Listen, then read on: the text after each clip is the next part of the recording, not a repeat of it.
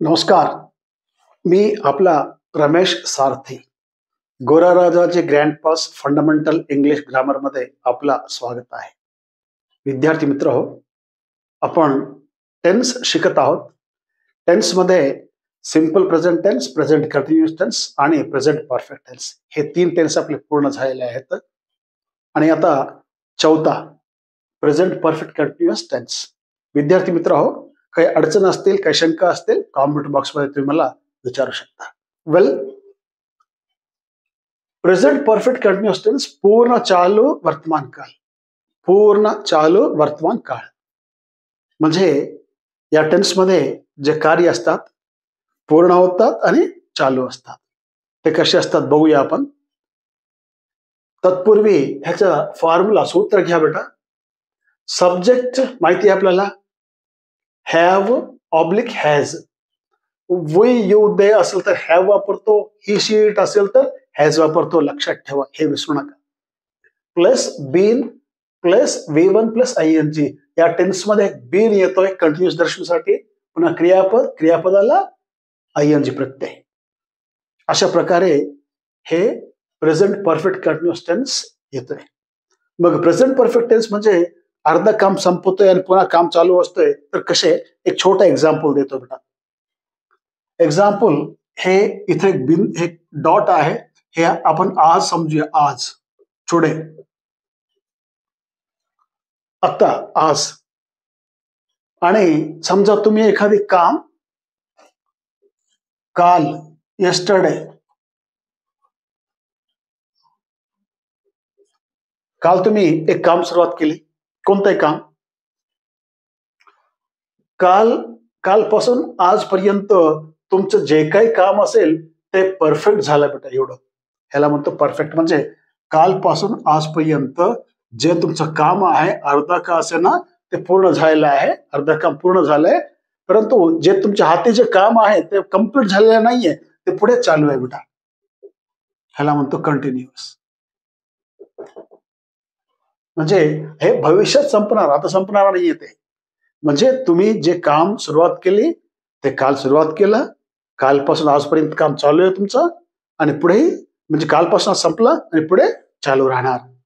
असे जे कार्य असतात, असे जे काम असतात, म्हणजे लॉंग पिरियडला चालणारे, जास्त वेळ चालणारे जे काम असतात, ते कार्य आपण या टेन्समध्ये दर्शवतो बेटा. पहा वाक्यरचना काय म्हणतंय. I have been writing. I have been writing. मी लिहितच आहे. म्हणजे लिहिण्याचं कार्य चालूच आहे. Negative, I have not been writing. मी लिहितच नाही. Question, interrogative, have I been writing. लक्षात ठेवा बेटा, अगोदर मी तुम्हाला कालच्या म्हणजे अगोदरच्या क्लास सांगितलं होतं, म्हणजे प्रश्नार्थी वाक्याला स्टेटमेंट आणि स्टेटमेंटला प्रश्नार्थी वाक्य कसे करतात हे डायरेक्ट युनिट स्पीच मध्ये आपल्याला येतात, ते लक्षात ठेवा. आणि WH question, what have I been writing. मी काय लिहितच आहे. हॅव आय बीन रायटिंग, मी लिहितच आहे का. What have I been writing, मी काय लिहितच आहे. हे अशा प्रकारे ह्याच्यातली वाक्यरचना. मित्र हो, तर वीचे असे 4 वाक्य, we have been writing, we have not been writing, have we been writing, what have we been writing, असे 4 वाक्य तुम्ही तुमच्या वहीमध्ये लिहून घ्या, जेणेकरून तुमची प्रॅक्टिस वाढतोय. असेच हे 4 वाक्य, हे he has been writing, she has been writing, it has been writing, हे 4 वाक्य तुम्ही तुमच्या नोटबुक मध्ये लिहून ठेवा मित्र हो, जेणेकरून तुम्हाला भविष्यात कधीही ते कामाला येतात. आणि ह्या टेन्स जे आहे present perfect tense, present perfect continuous tense, ह्याचे उपयोग बघूया. एकच उपयोग आहे.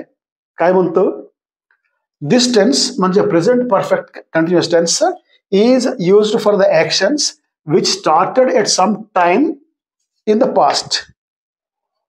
तेच बघा, आता हे बघितलेलं आपण. It's at some time in the past म्हणजे हे जे ऍक्शन्स आहेत, हे ऍक्शन्स पास्ट मध्ये एका निश्चित वेळी कधी सुरू झालेले आहेत, अँड अजून steel continue in the present, आणि वर्तमान काळात अजूनही ते चालूच आहेत. अशा प्रकारे हे जे ऍक्शन्स असतात आपण याच्यामध्ये वापरतोय. एक्झाम्पल्स पहा बेटा. She has been writing a novel. She has been writing a novel. She आलेला आहे, हॅज बीन लिहिला बेटा. रायटिंग ए नावल, कादंबरी. तिनं एक कादंबरी लिहितच आहे, म्हणजे कादंबरी लिहायला सुरुवात केली. केव्हा सुरुवात केली माहिती नाहीये. असेल 3 महिने अगोदर असेल, महिना अगोदर असेल, 1 वर्ष अगोदर असेल, कारण कादंबरी लिहायला खूप दिवस लागतो आणि सध्या लिहिणं चालूच आहे. दुसरं example, they have been playing for 4 hours. 4 तासापासून ते खेळतच आहेत. म्हणजे या टेन्समध्ये 4 तास, 6 तास, 12 तास, 2-3 तासापेक्षा जास्त, 1 तासापेक्षा जास्त, 2 तासापेक्षा जास्त हे जे ऍक्शन्स असतात हे आपण ह्याच्यात वापरतो बेटा. एखादी 15 मिनिटं, अर्धा तास जर असेल तर त्याला प्रेझेंट कंटिन्युअस टेन्स वापरायचा, आणि जास्त असेल तर हे काळ वापरायचं बेटा. सो अशा प्रकारे प्रेझेंट टेन्स मध्ये आपण वाक्यरचना करतोय. आशा करतो तुम्हाला समजलं असेल. नोट्स लिहून घ्या, अडचण असेल तर विचारू शकता. मित्रहो, आज इथं आपण थांबूया आणि पुढच्या क्लासमध्ये अजून एक टॉपिक घेऊन पुन्हा आपण भेटूया. तोपर्यंत all the best, take care.